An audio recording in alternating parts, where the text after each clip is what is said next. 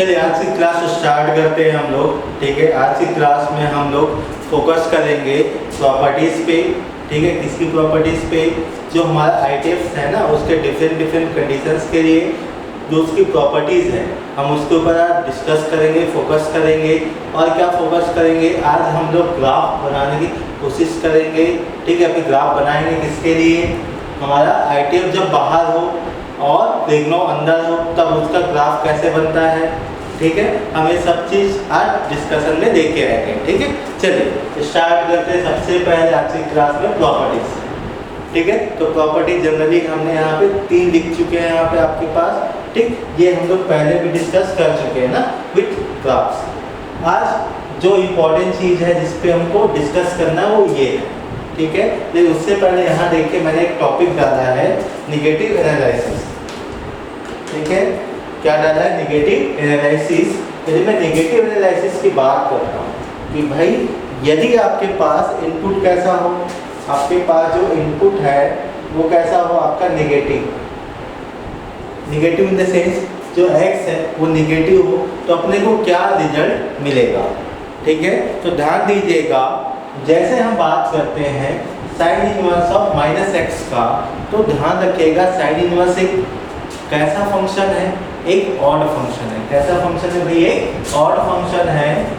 जो भी odd function होता है ना, यदि हम इनपुट निगेटिव देते हैं तो फाइनल जो रिजल्ट आता है वो होता है minus of F of x के इक्वल आता है। तो ध्यान दीजिएगा यहाँ पे क्या है भाई? आपका साइन इनवर्स ऑफ -x है और साइन क्या है भाई? आपका साइन इनवर्स का एक ऑड है, इसलिए आपके पास क्या मिलेगा? Minus sign inverse of x।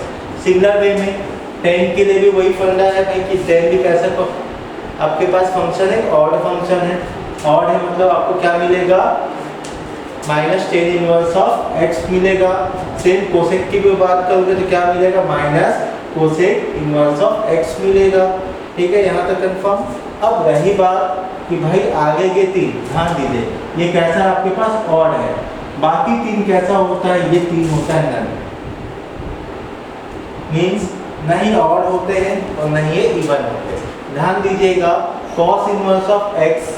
ठीक है, तो ध्यान रखिएगा x निगेटिव है तो रिजल्ट क्या मिलता है? Pi minus cot inverse of x। तो सिंगल वे में कॉट के लिए क्या होता है? Pi minus cot inverse of x।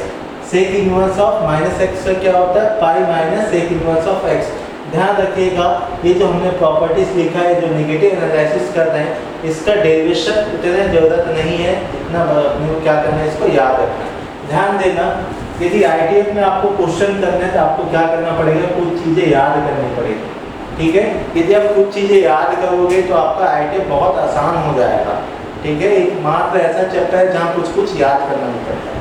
अब देखते हैं आगे नेक्स्ट प्रॉपर्टी नंबर B, जो हम लोग पहले भी इसको डिस्कस कर चुके हैं, साथ में इसका क्या बना है?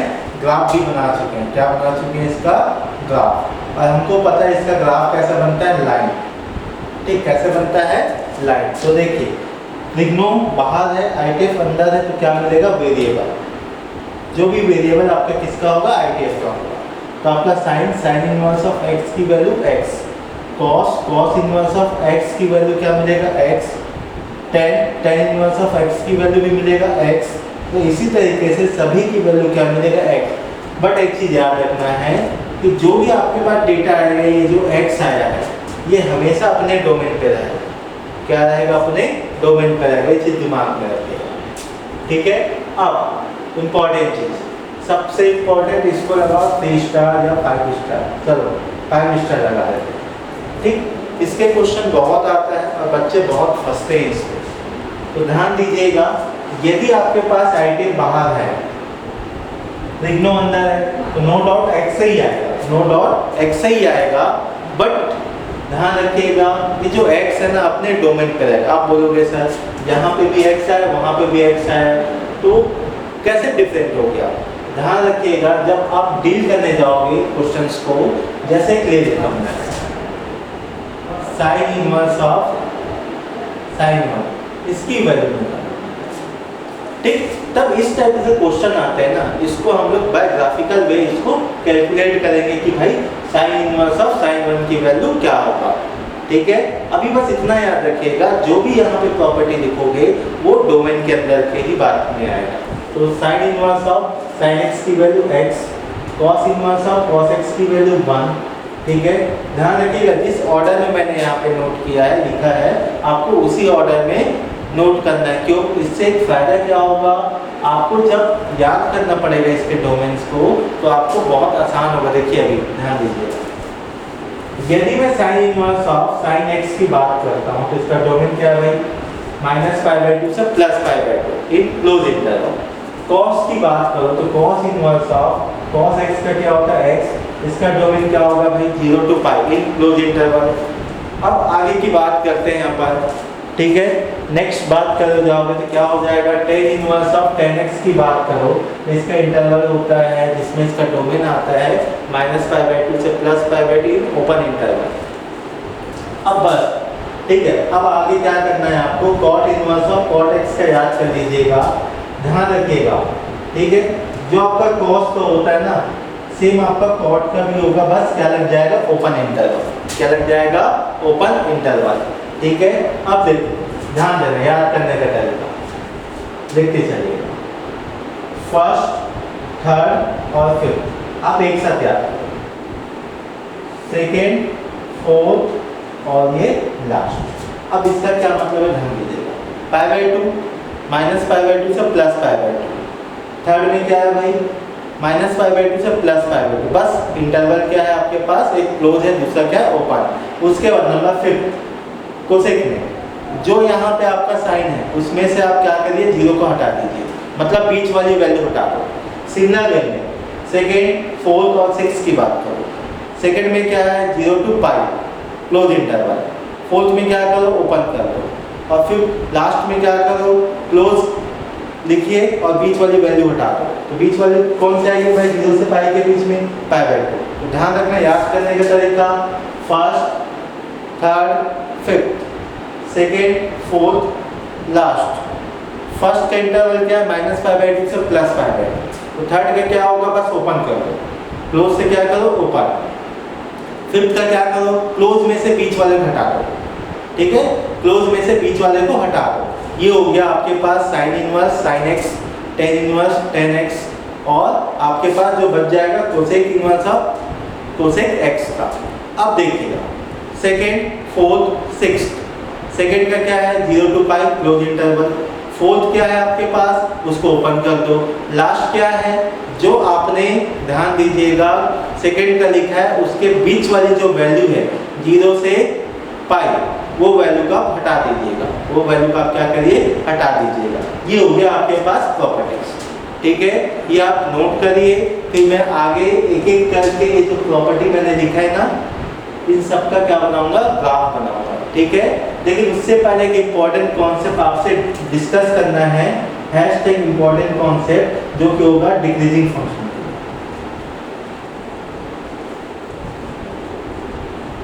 अगला टॉपिक डाल देना है इसके बाद डिक्रीजिंग फंक्शन, ठीक है, इम्पॉर्टेंट, बहुत इम्पॉर्टेंट है, क्वेश्चन बनाने में आपको बहुत मदद मिलेगा, जल्दी से नोट करिए।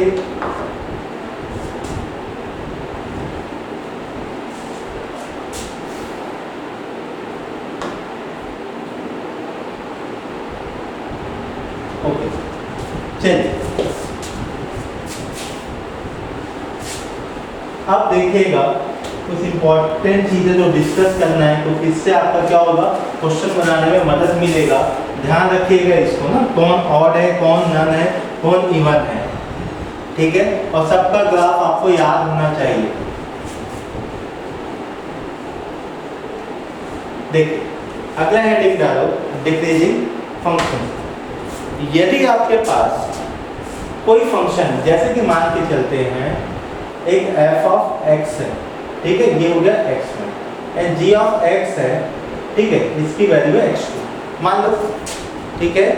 यदि मैं यहाँ पे देख रहा हूँ कि जो मेरा f of x है, ठीक, ग्रेटर देन क्या है आपके पास g of x है, ठीक है, तो इसके तहत अपने को क्या पता है भाई x1 is greater than x2 बनेगा, ओके, अभी तक हमको ये कंफर्म नहीं है कि कौन इंक्रीजिंग है कौन डिक्रीजिंग है, बस हमको क्या पता है कि यदि ये दिखा तो अपन ये समझेंगे कि x1 किससे बड़ा है, x2 से बड़ा है। अभी तक कोई डिस्कशन नहीं। इन केस ऑफ ये बोल दिया जाता है कि ये जो फंक्शन है ना, कैसा फंक्शन आपके पास, डिक्रीजिंग, कैसा फंक्शन है, डिक्रीजिंग फंक्शन। ओके भाई, जो डिक्रीजिंग फंक्शन है इसका मतलब क्या, चलो बना देते हैं ग्राफ। ये हो गया ग्राफ एक डिक्रीजिंग फंक्शन का। डिक्रीजिंग का मतलब क्या है, यदि मैं, ध्यान दीजिएगा, वैल्यू ऑफ x इंक्रीज करूंगा तो आपके पास जो वैल्यू ऑफ y है वो क्या होगा, डिक्रीज होगा। जो y की वैल्यू है कम होगा, तब उस टाइप के फंक्शन को बोलते हैं डिक्रीजिंग फंक्शन। ध्यान दीजिएगा, ये कौन सा एक्सिस है, x, ठीक है, ये कौन सा आपके पास y डैश, ये आपके पास पॉइंट ऑफ इंटरसेक्शन मतलब ओरिजिन, ठीक है। अब देखिए x की वैल्यू आप बढ़ाइए, थोड़ा सा सीधा बनाते हैं, x की वैल्यू आप बढ़ाओ यहाँ से, देखिए x की वैल्यू बढ़ रहा है, तो देखिए जो y है ना, क्या वाला भाई, नीचे आ रहा है, y क्या वाला आपका नीचे आ रहा है। जैसे y नीचे आया, ठीक है, तो आप क्या बोलोगे, कौन सा फंक्शन आपका, डिक्रीजिंग फंक्शन है। देख लीजिएगा डिक्रीजिंग है। यदि मैं मान के चलता हूँ कहीं यहाँ पे क्या है, x1 है, ठीक है, क्या है यहाँ पे, x1 है। अब देखो x2 तो यही आएगा 110%, क्योंकि ध्यान देना x1 यहाँ है तो आगे बढ़ोगे तो x2 मिलेगा, मान के चलिए। अब x1 पे जो मेरा फंक्शनल वैल्यू है वो क्या है भाई, वो आपके पास है f ऑफ x, ओके। यदि मैं x2 की बात करता हूँ तो मेरे जो फंक्शनल वैल्यू है वो कौन है भाई, g ऑफ x।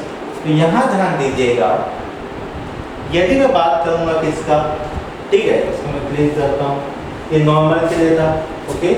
यदि मैं बात करूंगा कि भाई मेरा जो f ऑफ x है वो किससे बड़ा है भाई, g ऑफ x से बड़ा है। देख लीजिएगा f ऑफ x किससे बड़ा है, g ऑफ x से। यदि ये दोनों बड़ा है तो उसके अंदर जो x की वैल्यू है, यदि हम उस पर डिस्कशन करते हैं तो अपने को क्या रिजल्ट मिलता है, उस पर ये रिजल्ट मिलता है कि जो x1 होगा x2 से क्या होगा, छोटा होगा।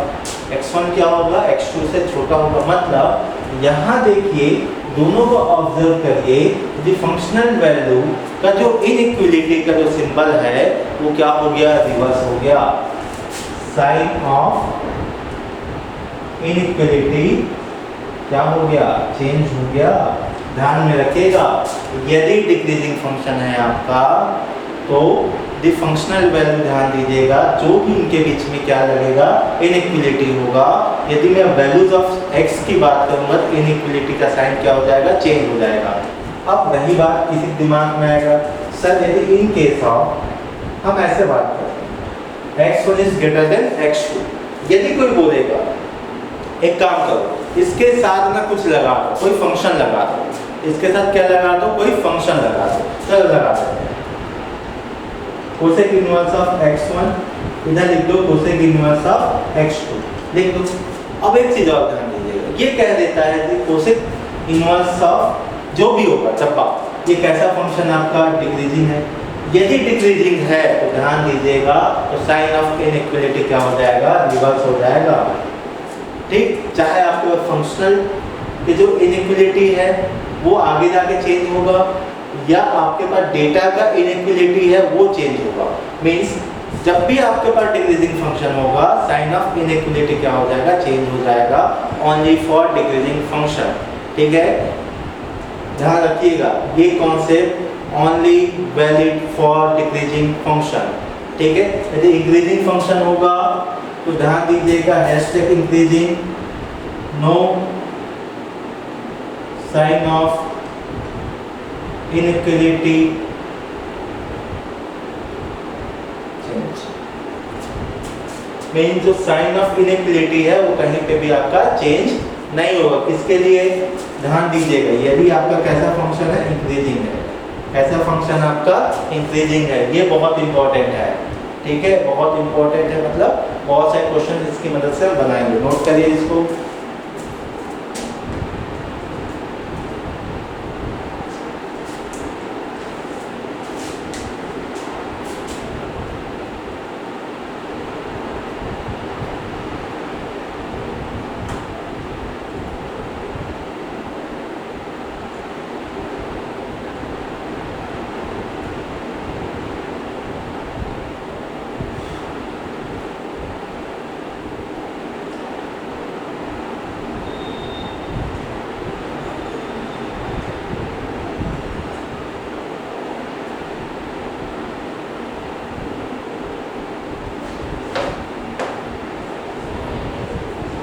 चलिए अब आगे बढ़ते हैं।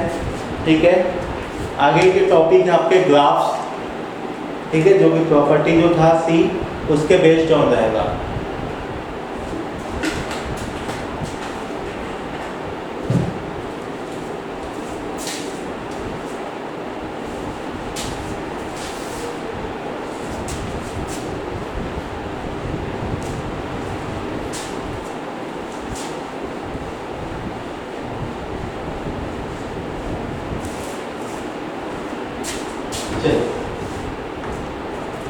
आगे हेडिंग डाले ग्राफ।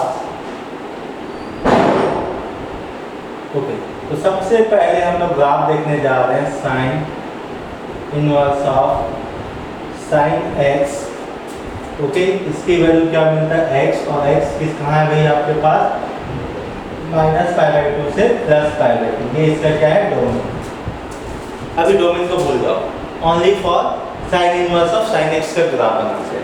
अब ध्यान दीजिएगा साइन एक्स का ग्राफ कैसा होता है, वेव। कैसा होता है, वेव। तो बस आप एक दिमाग में रखिए कि यहाँ पे जो ग्राफ बनेगा वो भी कैसे बनेगा, आपको वेव फॉर्म में बनेगा। कैसे बनेगा, वेव फॉर्म में बनेगा। ठीक है, ये हो गया आपके पास x, ये हो गया आपके पास y, x डैश। कहीं पे आपको क्या मिलेगा भाई, आपको मिलेगा y और y डैश। ये हो गया ओरिजिन। ठीक, अब देखिएगा आपको बनाना है पहाड़। ठीक है, ओके।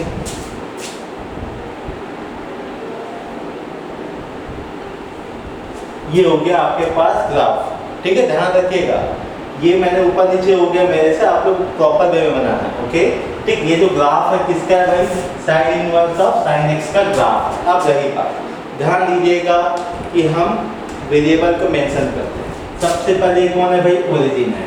ठीक है, और हाईएस्ट वैल्यू कहाँ मिलता है भाई अपने को साइन पे, वो मिलता है π/2। और ये वैल्यू क्या होता है भाई आपका पाई, जहाँ पे आपका साइन एक्स क्या हो जाता है 0। सिमिलर वे में निगेटिव कहाँ मिलता है भाई आपको 3π/2 पे, ये हो गया -1। ध्यान रखिएगा। ठीक है, साइन की मैक्सिमम वैल्यू मिनिमम वैल्यू में कोई चेंजेस नहीं होगा कहीं पे भी। ओके, अब रही बात, ये जो पॉइंट होगा ये हो जाएगा 2π, और ये क्या हो जाएगा भाई आपके पास। ठीक है, ये आप कंटिन्यू करते चलिए। ठीक, सिमिलर वे में क्या हो जाएगा 2π, नेक्स्ट हो जाएगा 3π, ये हो जाएगा आपके पास 4π।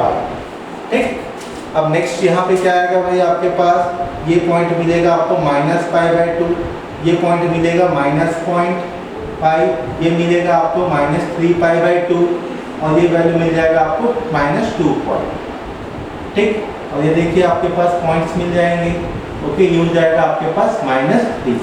क्लियर, ये हो गया आपके पास sine inverse of sine x का ग्राफ। अब ध्यान दीजिएगा, मैं आपसे पूछूंगा एकदम बेसिक। बेसिक क्या है भाई, मैं आपसे पूछूंगा इक्वेशन ऑफ लाइन, एकदम बेसिक, जो 10th क्लास में पढ़े हो। ठीक है, 9th क्लास में पढ़े होंगे थोड़ा बहुत, 11th में तो पढ़े ही हो 100%। तो इक्वेशन ऑफ लाइन बेसिक क्या होता है, y = mx + c। यही होता है, y = mx + c। अब आपके दिमाग में आएगा सर इतना लाइन क्यों पढ़ा रहे हैं, इक्वेशन ऑफ लाइन क्यों बता रहे हैं। ध्यान दीजिएगा, यदि मेरे को इंटरवल की बात करती है, जैसे कि अपना डोमेन क्या है भाई -π/2 से +π/2, ये रहा भाई अपना डोमेन, -π/2 इधर है और +π/2 इधर है भाई। यदि मुझे कोई इसके बीच में कुछ पूछा, ये क्या दिख रहा है भाई, ध्यान दीजिएगा, ये जो आपके पास जो कर्व है, ठीक है, ये कैसा दिख रहा है, ये आपका लाइन है। ऐसा भाई ये आपका लाइन है। अब भाई लाइन है, मुझसे कोई वैल्यू पूछेगा तो भाई मुझे क्या करना पड़ेगा, इसका इक्वेशन लिखना पड़ेगा ना। तो इक्वेशन किसका लिखने जा रहा है, इक्वेशन ऑफ लाइन का। क्यों, क्योंकि जब पर्टिकुलर इंटरवल की बात करोगे तो आपको कर्व, ग्राफ कैसे मिलेगा, आपको मिलेगा इधर लाइन। ध्यान दीजिएगा, जो कर्व है, ग्राफ है, इन अ पर्टिकुलर इंटरवल हमको क्या मिलेगा, क्या मिलेगा भाई, लाइन मिलेगा। क्या मिलेगा, लाइन। इसलिए हम उस लाइन के इक्वेशन के ऊपर डिस्कस कर रहे हैं। ठीक है, अब देखो, यदि y = mx + c, ये बचपन से पढ़ते हुए आए। अब ध्यान दीजिएगा, ये m नाम का प्राणी कौन है। ठीक, तो m नाम का जो प्राणी है ना, ये जो है, इसको बोलते हैं स्लोप। ठीक, हिंदी बोलते हैं ढाल, प्रवणता, ठीक है, या ग्रेडियंट, ध्यान रखिएगा। ये जो m है ना, इसको लिखते हैं dy बाई dx, ये भी होता है। और क्या होता है, यदि एंगल दिया जाए तो क्या होता है, tan थीटा होता है, ध्यान रखिएगा, ठीक है, क्या होता है, tan थीटा। अब वही बात ध्यान रखिएगा, जो हमारे पास tan थीटा है वो क्या होता है भाई, परपेंडिकुलर अपॉन बेस, क्या होता है, परपेंडिकुलर अपॉन बेस, ठीक। अब देखिएगा तो यहाँ पे जो इक्वेशन ऑफ लाइन है, ध्यान रखना, ओके। तो मैं इस m के ऊपर जब बात करने जाऊंगा तो मुझे क्या क्या मिलेगा, देखिए। यदि मैं बात करता हूँ, देखिएगा यहाँ पे एक ट्रायंगल ले लो, कोई भी, चल एक पॉइंट ले लेते हैं यहाँ पे A, ठीक है, इसके करस्पॉन्डिंग ये हो गया। अब देखिएगा जैसे यहाँ पे मैं लेता हूँ, आप देखिए ध्यान रखिएगा वैल्यूज ना, यहाँ से यहाँ तक की वैल्यू, ओके, इसको मान लेते हैं थीटा, क्या मान लेते हैं, थीटा। यदि इसको थीटा मानते हैं तो यहाँ से tan थीटा, ध्यान दीजिएगा, आपको क्या मिलेगा, देखते चलिएगा, एक बड़ा सा ले लो, ज़्यादा अच्छा, ठीक है। इस पॉइंट को ले लो आप A, इसको ले लो B, ठीक है, और इसको ले लो O। तो ट्रायंगल O B A में, ठीक, क्या लगाओगे भाई, ध्यान रखिएगा, आप यूज करोगे P by B, perpendicular upon hypotenuse. तो परपेंडिकुलर अपॉन हाइपोटेनस की जब बात करोगे तो आपको क्या मिलेगा, देखते चलिएगा। यदि मैं यहाँ से, ठीक है, कहाँ आगे बढ़ रहा हूँ, यदि मैं इस आगे डायरेक्शन गया, OB क्या भी मेरा बेस होगा, और AB क्या होगा, मेरा हाइट होगा, OB और AB क्या होगा, मेरा वैल्यूज होंगे। तो यहाँ से क्या हो जाएगा, आपके पास AB अपॉन, ठीक है, क्या हो जाएगा, यहाँ से आपके पास OB। देखिए दोनों की वैल्यू क्या है भाई आपके पास, ध्यान रखिएगा, जैसे आप यहाँ सोचते चलिएगा ना, वैल्यू पुट अप करते चलना, आपको क्या मिलेगा, दोनों सेम टू सेम मिलेगा, क्या मिलेगा, दोनों सेम मिलेगा, ठीक। जैसे सेम मिलेगा आप क्या बोलोगे, tan थीटा की वैल्यू 1 है, तो tan थीटा की वैल्यू 1 है, इसका मतलब थीटा की वैल्यू क्या है भाई, 45 है, ठीक है, थीटा की वैल्यू क्या है, 45 है। अब सिमिलर वे में आप तो इस डायरेक्शन में गए तो आपको क्या मिला, +45 मिल गया। अब यदि मैं यहाँ से कैलकुलेट करता हूँ तो ध्यान दीजिएगा, ये आप एक्सिस यहाँ पे ड्रॉ करोगे, यहाँ क्या है भाई, 90 है, 90 प्लस थीटा है, तो 90 प्लस थीटा की जब बात करोगे तो ध्यान दीजिएगा सेकंड क्वाड्रेंट पहुँच जाओगे, सेकंड पहुँचोगे, जिसका मतलब tan थीटा होता है वो क्या होता है आपका, नेगेटिव, क्या होता है आपका, नेगेटिव, ठीक है, क्योंकि आपका सेकंड में ओनली क्या पॉजिटिव होता है, साइन। तो यहाँ से क्या हो जाएगा, ध्यान दीजिएगा, ठीक है, तो यहाँ से आपके पास थीटा की दो वैल्यूज आएंगी, ये तो 135 आएगा, ये तो आएगा आपके पास 45 डिग्री। यदि आप 45 की बात करोगे, इसकी बात करोगे 45 का, ठीक है, तो यहाँ से जो m है वो मिलेगा +1, कब, थीटा क्या है आपके पास 45 डिग्री हो, m आपको -1 कब मिलेगा, जब थीटा की वैल्यू क्या हो, 135 हो।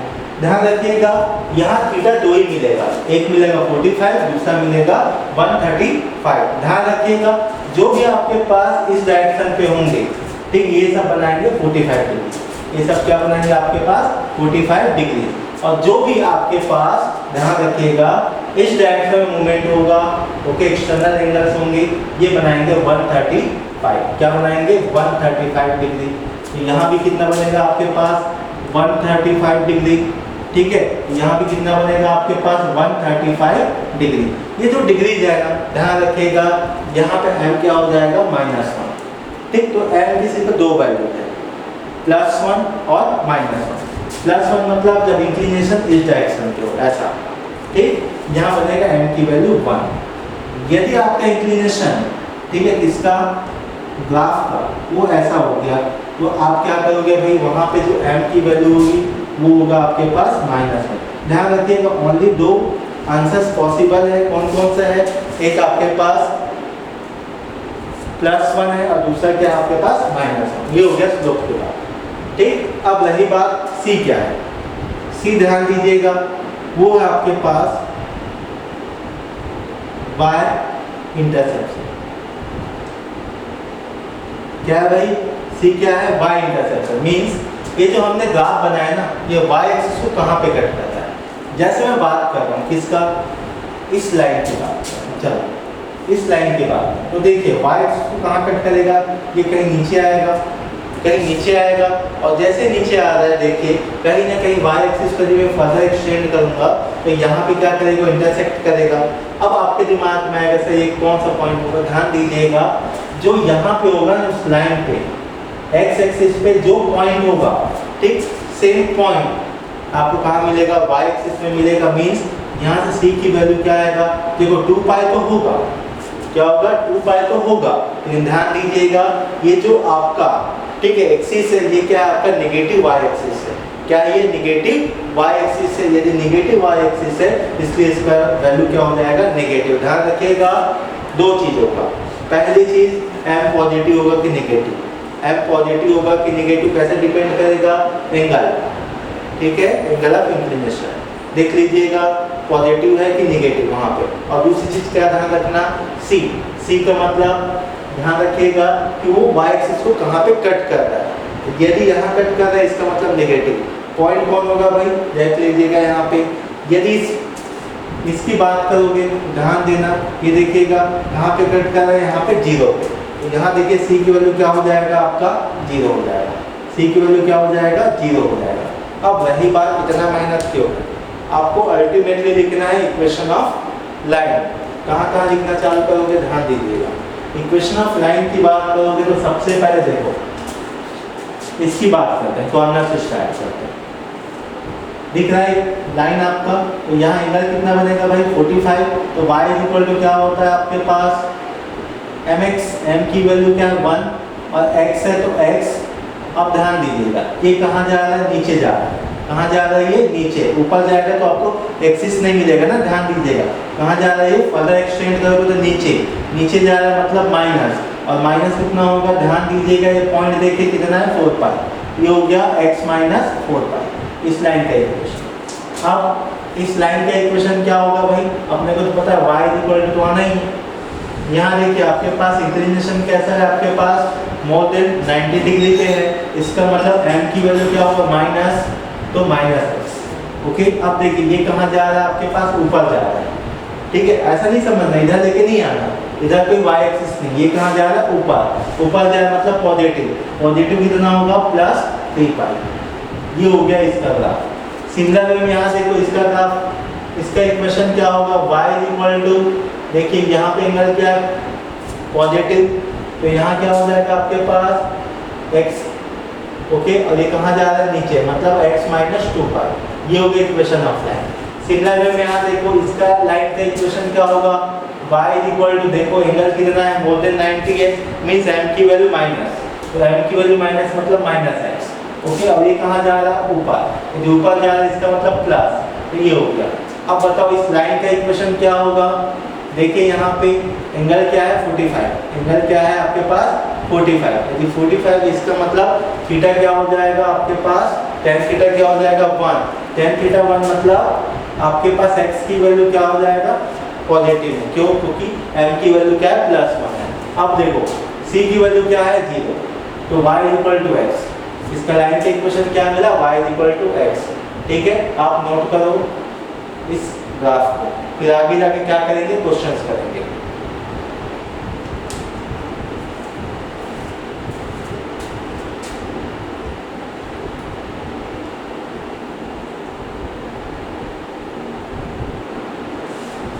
जल्दी से नोट करिए इसको।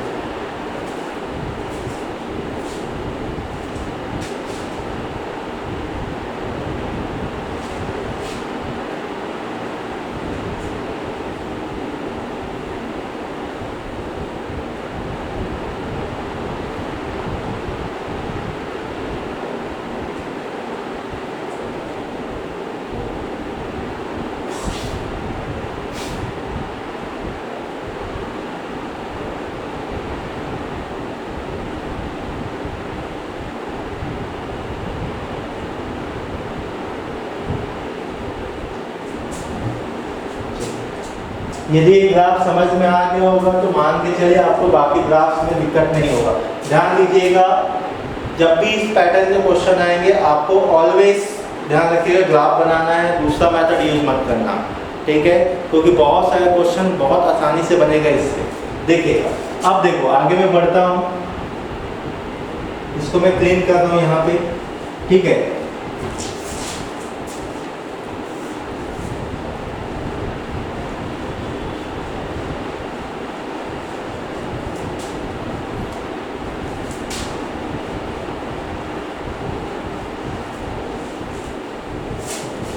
अब देखिएगा आपको पूछेगा सबसे पहले क्या पूछेगा भाई, साइन इनवर्स ऑफ साइन 1 की वैल्यू, ठीक है। दूसरा क्या पूछेगा, दूसरा पूछेगा second sign inverse of sign 2, ठीक है। तीसरा पूछेगा आपके पास कॉम्बिनेशंस में आएंगे ना, ध्यान रखिएगा, साइन इनवर्स ऑफ साइन 3 की value. Fourth sign inverse of sign 4, okay. आप किसी भी की वैल्यू निकाल सकते हो, ध्यान में रखिएगा। साइन इनवर्स ऑफ साइन 5, छठा साइन इनवर्स ऑफ साइन 10। बाकी मैं नहीं लिख रहा हूँ, ठीक है, बहुत सारे और हैं, ठीक। अब इन सब की वैल्यू करनी है। अब देखो इसकी वैल्यू आप कैलकुलेट यदि आपको करना हो तो सबसे पहले ध्यान देना आपको बनाना पड़ेगा ग्राफ। ये हो गया ग्राफ,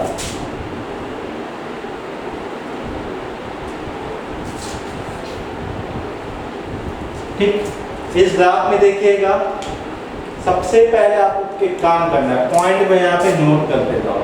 ये हो गया 0, ये हो गया आपके पास π/2, ये हो गया आपके पास π, ये हो गया आपके पास 3π/2, ये पॉइंट हो गया आपके पास 2π, ये हो गया आपके पास 5π/2, ठीक है, ये हो जाएगा आपके पास 3π, ठीक है। सिमिलर वे में क्या हो जाएगा भाई, ये हो जाएगा आपके पास -π/2, ये हो जाएगा आपके पास -π, ये हो जाएगा -3π/2 और ये क्या हो जाएगा आपके पास -2π। ये हो गया आपके पास, ठीक। इसकी हाईएस्ट वैल्यू ऑलवेज 1 और लोएस्ट वैल्यू इसकी ऑलवेज -1, ठीक। तो सोचना नहीं ज़्यादा। अब देखिएगा इंपॉर्टेंट चीज, द वैल्यू ऑफ पाई क्या होता है भाई, 3.14, क्या होता है 3.14। तो यहाँ पे देखिए जो पॉइंट है ना π/2, वहाँ पे जो वैल्यू क्या मिलेगा भाई 1.57, ये आपको करना पड़ेगा। ये जो पॉइंट है यहाँ पे यदि नंबरिंग करो तो क्या मिलेगा 3.14। यहाँ क्या मिलेगा भाई आपको, ध्यान रखिएगा, अप्रोक्सीमेटली जो वैल्यू है आपके पास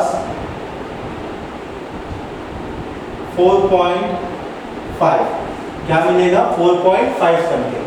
यहाँ क्या मिलेगा भाई 6.28, ठीक है। यहाँ क्या मिलेगा भाई आपको 9.4, ठीक है।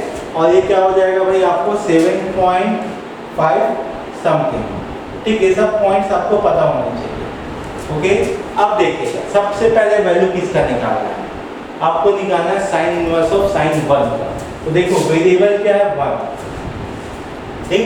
अब देखो वो तो अपना क्या है इनपुट है। अब देखो 1 कहाँ आएगा, ये रहा आपके पास 1.5, तो 1 तो कहीं यहीं कहीं आएगा, ये आ गया आपके पास 1। जैसे 1 आया, जिधर ग्राफ है उधर चलो, इधर ग्राफ है आप उधर चलो, और चलने के बाद देखो कहाँ पे टकराया, टकराया कहाँ पे, इस लाइन पे। कहाँ टकराया भाई, इस लाइन पे आके टकराया, और जैसे ही टकराया आपको क्या करना है, इसका लिखना है इक्वेशन ऑफ लाइन। जिस लाइन पे आके टकराएगा आपको लिखना उसका equation of line. Equation of line क्या होगा भाई, y = mx + c। एंगल देखो कैसा होगा आपके पास लेस देन 90, इसका मतलब जैसे लेस देन 90 होगा आप m की वैल्यू क्या सोचोगे +1। जैसे +1 सोचोगे क्या हो जाएगा आपका y = x, अभी तक यहाँ तक है।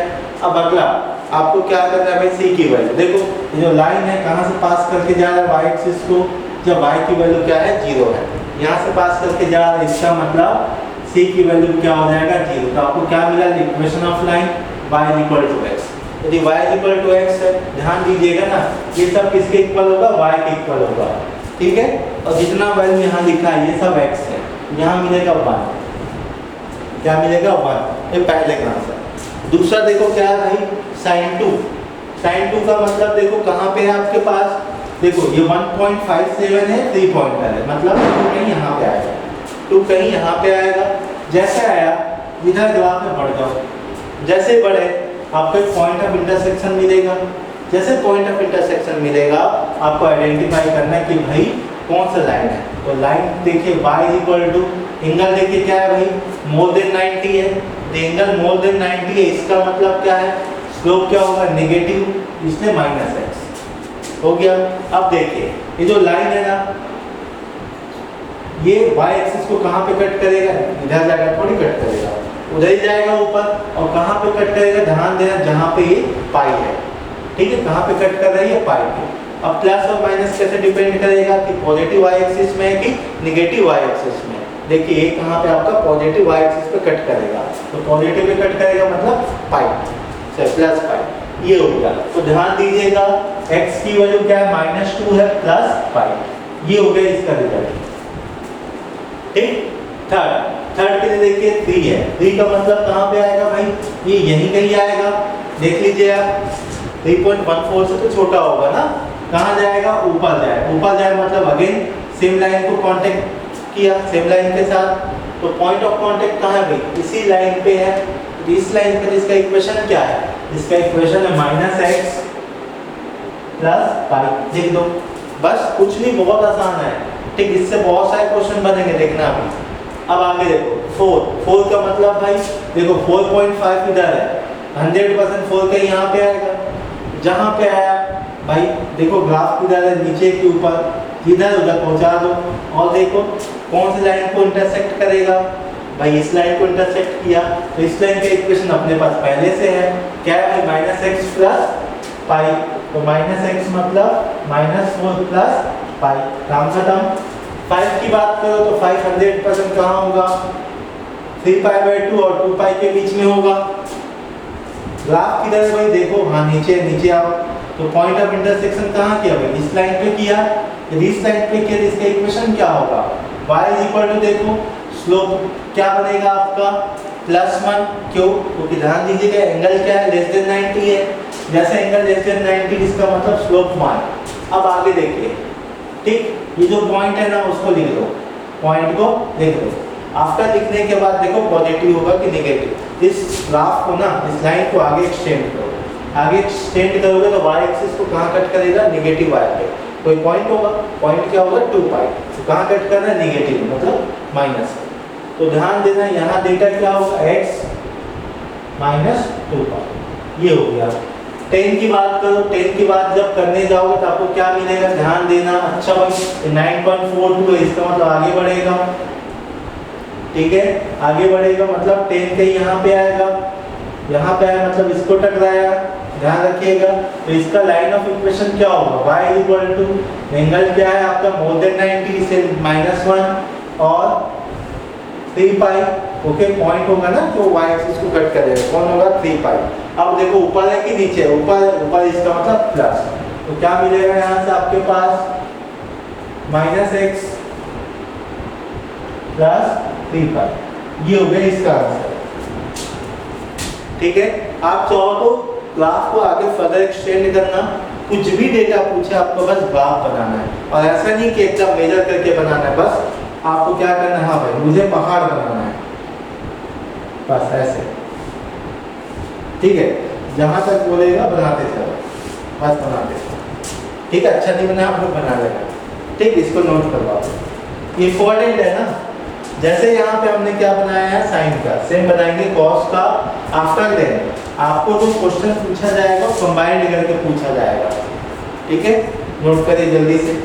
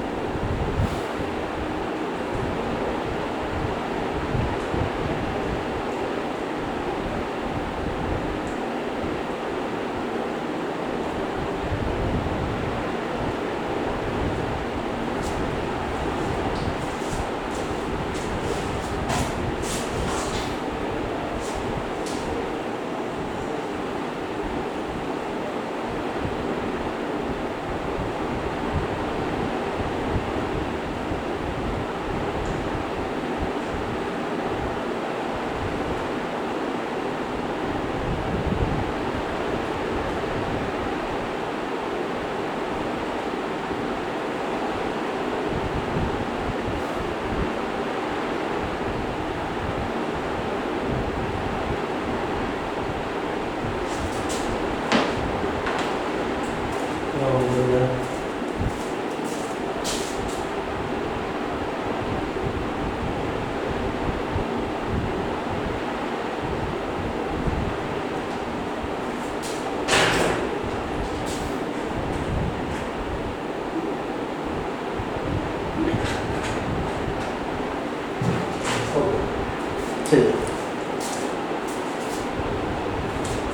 ग्राफ बनाने जा रहे हैं cos inverse of cos x का।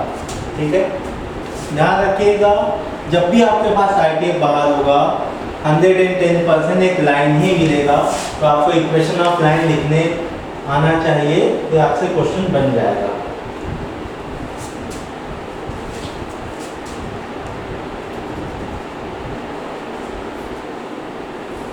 अब देखिएगा, ठीक, अपन बात करते हैं किसका, cos inverse of cos x का। तो जब cos inverse of cos x का ग्राफ की बात करोगे तो ध्यान देना, वही अगेन पहाड़ क्या बनेगा, पहाड़ बनेगा, बट cos क्या होगा, थोड़ा सा डिफरेंट जाएगा। ठीक है, साइन में क्या था, 0 से पाई, ठीक, प्लस माइनस प्लस था। ठीक है, वेविकल मैथ वे बना था, बस यहाँ पे चेंजेस होंगे क्या कि भाई ये जो आपका cos है ना, ये इस पैटर्न में बनेगा आपका। ठीक है, चाहो तो आप ग्राफ बना सकते हो अलग से, ठीक, वो अपने काम करेंगे। ये हो गया ग्राफ। ऑलवेज हमको पता है भाई cos में भी वही है, +1 -1 होता है, हाईएस्ट और लोएस्ट वैल्यू। तो देखते चलिएगा, यहाँ पे ये हो गया 0, ये हो जाएगा 2 पाई, ये हो जाएगा अपने पास 4 पाई, ध्यान रखिएगा ये हो जाएगा 6 पाई, बहुत इंपॉर्टेंट है ना, यही डिफरेंस है दोनों में। ये हो जाएगा -2 पाई, ये हो जाएगा -4 पाई। ठीक, और ये जो वैल्यू दिख रहा है ना यहाँ पे, इसका जहाँ पे वर्टेक्स दिख रहा है आपको, तो ये हो जाएगा आपके पास पाई, ये क्या हो जाएगा आपके पास 3 पाई, ये क्या हो जाएगा भाई आपके पास 5 पाई। ठीक, अब देखिएगा ये हो जाएगा आपके पास -पाई, ये क्या हो जाएगा आपके पास -3 पाई। ध्यान रखिएगा इस चीज को ना, ये जो ग्राफ है ना किसका है, cos inverse of cos x का ग्राफ है। ठीक है, और क्या देगा अल्टीमेट, ये देगा इक्वेशन ऑफ लाइन ही देगा, क्या देगा, इक्वेशन ऑफ लाइन। अब देखिएगा अगेन इस इक्वेशन ऑफ लाइन की बात करोगे तो y = mx + c, m क्या होगा, सिर्फ दो पॉसिबिलिटी, +1 और -1, +1 और -1। c क्या है भाई, y इंटरसेप्ट, क्या है आपके पास, y इंटरसेप्ट। ठीक है, यहाँ तक हो गया। अब आगे बढ़ते हैं, बाकी सब चीज सेम है जैसे साइन में किए थे, बस इस इंटरवल को ध्यान रखिएगा, 0 से 2 पाई है। वहाँ क्या था आपके पास, वहाँ था आपके पास 0 से पाई, साइन में क्या था 0 से पाई, cos में क्या है 0 से 2 पाई। बस जो पहाड़ बन रहा है ना, उसके दो एंड पॉइंट को ध्यान में रखिएगा, cos inverse of cos x में 2 पाई होंगे, बीच में गेप, और साइन में पाई होगा। ठीक, बाकी सेम मेथड वही है जो हमने sign inverse of sign x में किया। तो यहाँ देखिएगा, सबसे पहले मैं बात करता हूँ, इधर देखते हैं, पहला cos इनवर्स ऑफ cos 1। आगे आपको वही काम करना है जो आपने sign inverse of sign x में किया था, देखते चलिएगा।